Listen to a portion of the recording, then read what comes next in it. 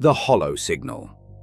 The cabin sat at the edge of Blackthorn Woods, where the trees leaned inward, their branches clawing at the sky like skeletal hands. Mia had rented it for a weekend escape, craving solitude after months of city noise. The listing promised peace. No Wi-Fi, no cell service, just her, a stack of books, and the quiet. She arrived at dusk, the air heavy with the scent of pine and damp earth. The cabin was small, weathered, with a single window facing the forest. Inside, a dusty radio sat on the kitchen counter, its dials yellowed and cracked. She ignored it, settling in with a cup of tea and her novel. Night fell fast. The silence was absolute, broken only by the occasional creak of the cabin settling. Mia read by lamplight, the words blurring as her eyelids grew heavy. Then a faint hum broke the stillness. She froze. The sound wasn't coming from outside. It was the radio, a low, oscillating drone, like a heartbeat underwater. She hadn't touched it. The power switch was off. She crossed the room, her bare feet cold on the wooden floor, and twisted the dial. The hum stopped. She exhaled, chalking it up to old wiring, and returned to her book. Minutes later, the hum returned, louder, pulsing. She yanked the plug from the wall. The sound didn't stop.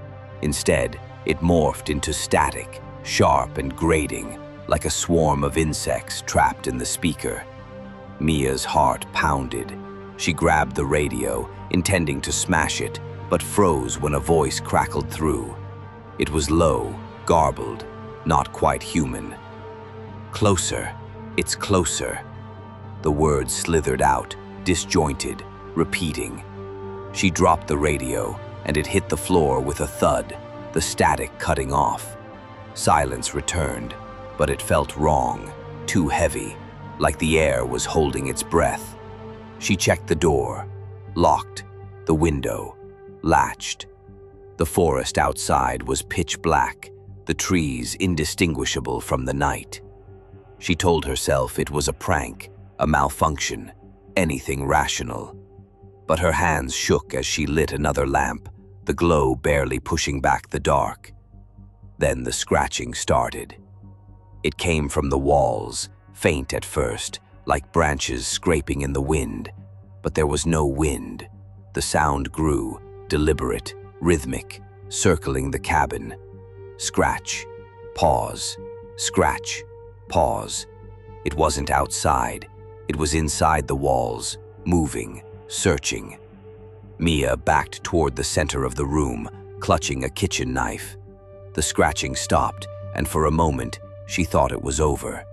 The radio flared to life again, unplugged, its dial spinning on its own. "It sees you." The voice was clearer now, as if listening. Its eyes were voids, not reflecting light but absorbing it.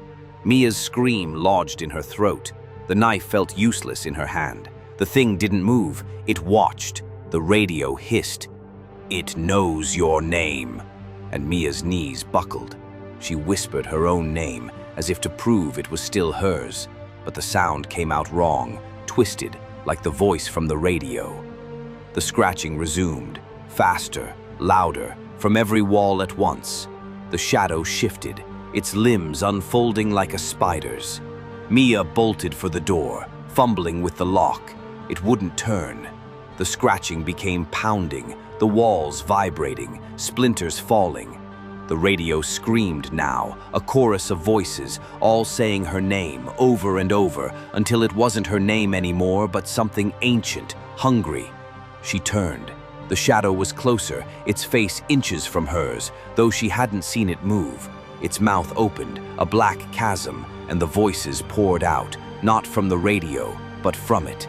"You called us," it said, and Mia realized with sickening clarity that she had, not with words, but with her loneliness, her need to escape, her presence in this place where the veil was thin. The door gave way, and she stumbled into the night, the forest swallowing her cries. The cabin's lights flickered behind her, the radio static chasing her into the trees. She ran until her lungs burned, until the ground gave way to a ravine. She fell, tumbling into darkness, the voices still whispering her name. Morning came. The cabin stood empty, the door ajar, the radio silent. A hiker found Mia's car, keys still in the ignition, but no trace of her. The locals didn't talk about Blackthorn Woods, didn't mention the cabin or the signal that sometimes bled through old radios, calling to those who listened too long.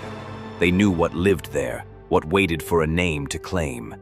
And in the silence of the forest, the static hummed again, waiting for the next guest.